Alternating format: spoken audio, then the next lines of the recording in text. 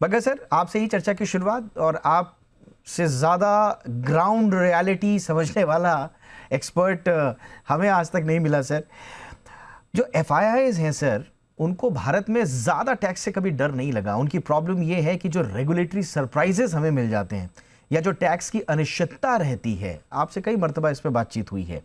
आपको क्या दिख रहा है, ये जो संशोधन विधेयक आया है संसद में, क्या इससे जो ग्लोबल फंड्स हैं उनको वो लॉन्ग टर्म विजिबिलिटी मिल पाएगी सर, जिसकी वो हमेशा से डिमांड करते रहे? जी बिल्कुल। बहुत ही अच्छा मूव है। ओवरऑल देखें, जो 15 साल का जो दे रहे हैं अंतराल और टैक्स फ्री बना रहे हैं, बहुत बड़े एक तबके को, केवल लिमिटेड नहीं है but components, high tech component बनाने के लिए जो भी इनपुट्स लगेंगे, लैपटॉप्स बनाने के लिए, सर्वर्स बनाने के लिए। और देखें तो दूसरी तरफ हम सेमीकंडक्टर का पीएलआई लेके आए हैं, और सेमीकंडक्टर्स में हमारा काम शुरू हो रहा है। अभी 20-25 कंपनियां, दीपक जी, उतर गई हैं भारत में, जो सेमीकंडक्टर बनाना शुरू कर रही हैं। अभी हम बहुत छोटे वाले बना रहे हैं, बट ये इसमें जो इकोसिस्टम बन के आएगा, 3-4 हजार कंपनियां यहाँ बन जाएंगी, और बहुत एक बेहतरीन ये इकोसिस्टम बनेगा। तो 15 साल 20 से कम है। मेरी उम्मीद तो 20 की थी, क्योंकि ग्लोबल इन्वेस्टर जब आता है तो उसको बहुत जबरदस्त एक स्टेबिलिटी ऑफ टैक्स रेजिम चाहिए होता है। बट 15 भी अच्छा है, एक शुरुआत तो हुई। और ये बहुत हमारे लिए अच्छा है। China+1, और मैं कहूँगा वियतनाम माइनस, और बाकी मेक्सिको वगैरह जहाँ जा रहा है ये निवेश हाईटेक का, वहां से भारत में आने की बहुत उम्मीद है। इसके साथ क्या करना है, जमीनी हकीकत, फैक्ट्री लगानी बहुत मुश्किल है।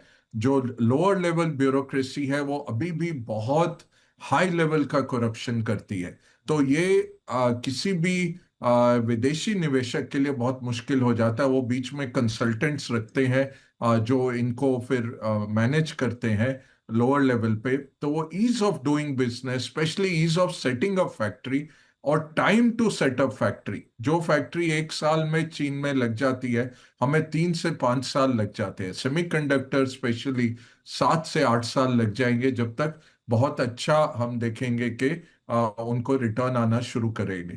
तो ये भी बहुत जरूरी है कि रिफॉर्म्स उधर हों, और इनको एक इस तरह का एक सिंगल विंडो दिया जाए, जहां पे कोई भी सैनिटेशन इंस्पेक्टर, लेबर इंस्पेक्टर, आपका किसी भी तरह का जो लोअर ब्यूरोक्रेसी तंग करती है फैक्ट्रियों को, वो एक सिंगल विंडो अवेलेबल हो, जहां वो गुहार लगा सके।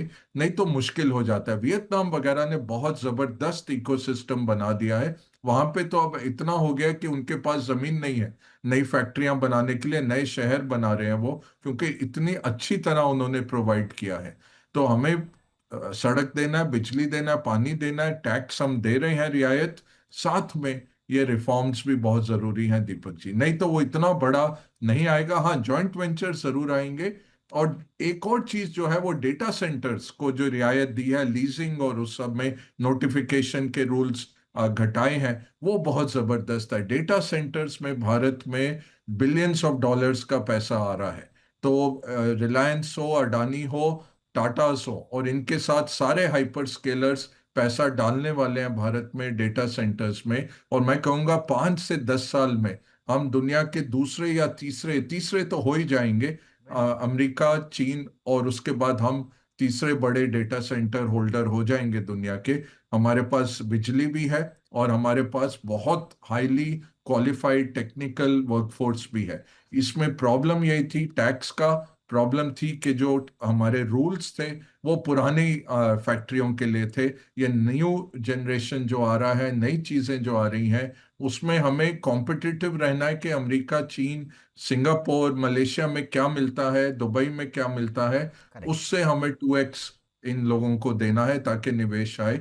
तो बहुत उम्दा एक स्टेप है, और बिल्कुल वेलकम करेगी इंडस्ट्री। देखिए, आज जैसा बाज़ार दिखाई दिया है, बाज़ार की स्ट्रेंथ तो देखने को आपको मिल ही रही होगी, लेकिन चीज़ें जो है कहीं न कहीं सुधरती हुई नज़र आई हैं। एफआईज़ की तरफ से जिस प्रकार से पिछले 1.5 साल में कहीं भी ऐसा नहीं है कि बीच में इतनी बड़ी जो है ख़रीदारी की संभावनाएं देखने को मिली है। हाँ, बीच बीच में 1-2 बार आई है, लेकिन ये जो ख़रीदारी है ये कुछ अलग ख़रीदारी लग रही है। इसमें देखने को ये मिल रहा है कि धीरे-धीरे एफआईआईज़ की सेलिंग में कमी आई है और वहीं से धीरे-धीरे एफआईआईज़ की बाइंग भी होती हुई नज़र आई है। तो ऐसा होना वो थोड़े पॉजिटिव संकेत देता हुआ नज़र आ रहा है। लेकिन जब तक बाज़ार में 5,000 करोड़, 10,000 करोड़ ऐसी बाइंग देखने को नहीं मिलेगी, तब तक बिलीव भी नहीं किया जा सकता कि कहीं न कहीं इंडियन मार्केट की तरफ से बड़ी ख़रीदारी की संभावनाएँ दिखाई दे सकती है। लेकिन फिर भी एक तरह से देखें तो धीरे-धीरे बाइंग का आना ये इंडियन मार्केट के लिए काफ़ी पॉजिटिविटी भरा रहता हुआ नज़र आ रहा है और इससे संकेत भी साफ-साफ दिखाई दे रहे हैं कि आने वाले दिनों में कहीं न कहीं इंडियन मार्केट की तरफ से अच्छी बाइंग देखने को मिल सकती है। लेकिन देखना होगा कि क्या ये बाइंग जो है वो एक टिकाऊ बाइंग होगी या ऐसे ही फिर से एक बड़ी गिरावट का अंदेशा इंडियन मार्केट के लिए रहेगा। देखिए, ग्लोबली संकेत तो अब धीरे-धीरे पॉजिटिव होते हुए नज़र आ रहे हैं।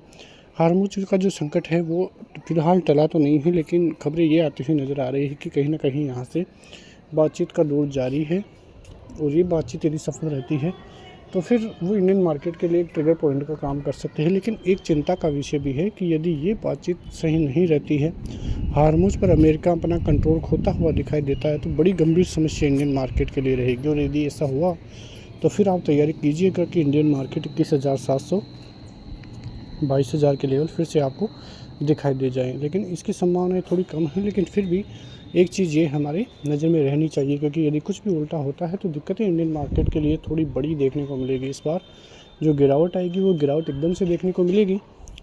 कहीं न कहीं विशेषज्ञ ये भी मान रहे हैं कि इंडियन मार्केट में कहीं न कहीं गुब्बारा भी एक छता हुआ नज़र आ रहा है तेज़ी का।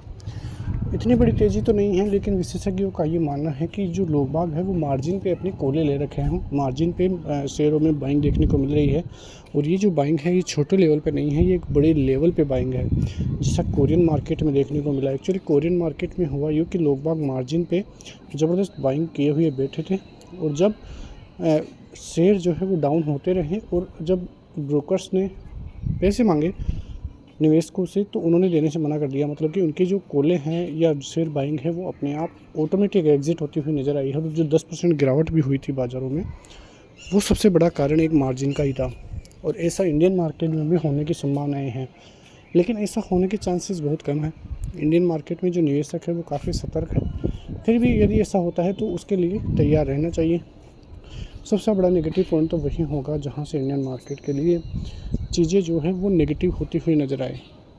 नेगेटिव होने का मतलब ये नहीं है कि बड़ी चीज़ें नेगेटिव हो, लेकिन यदि ग्लोबली संकट नेगेटिव होते हैं और जो बात कर रहे हैं मार्केट संकट की, यदि वो और ज़्यादा बड़ा होता है तो फिर बड़ी दिक्कतें बढ़ सकती है। वरना ऐसा कोई अनुमान नहीं है जिसकी वजह से लगे कि कोई बड़ी गिरावट इंडियन मार्केट में दिखाई दे जाए। लेकिन फिर भी इंडियन मार्केट में काफ़ी पॉजिटिविटी है और आने वाले दिनों में भी इंडियन मार्केट की तरफ से संकेत काफ़ी पॉजिटिव देखने को मिलेंगे।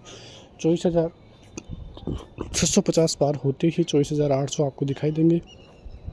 24,200 का अच्छा खासा सपोर्ट जोन है, ये इनिशिएट रहता है तो दिक्कतें इंडियन मार्केट की तरफ से फिर देखने को नहीं मिलेगी। फिलहाल एक छोटा सपोर्ट जोन 24,500 का भी है, उसके नीचे यदि बाज़ार फिसलता है तो फिर एक बड़ी गिरावट का अंदेशा इंडियन मार्केट के लिए लगाया जा सकता है। लेकिन फ़िलहाल चीज़ें पॉजिटिव ही इंडियन मार्केट के लिए हैं। मिलते हैं नेक्स्ट वीडियो में, तब तक के लिए जय हिंद।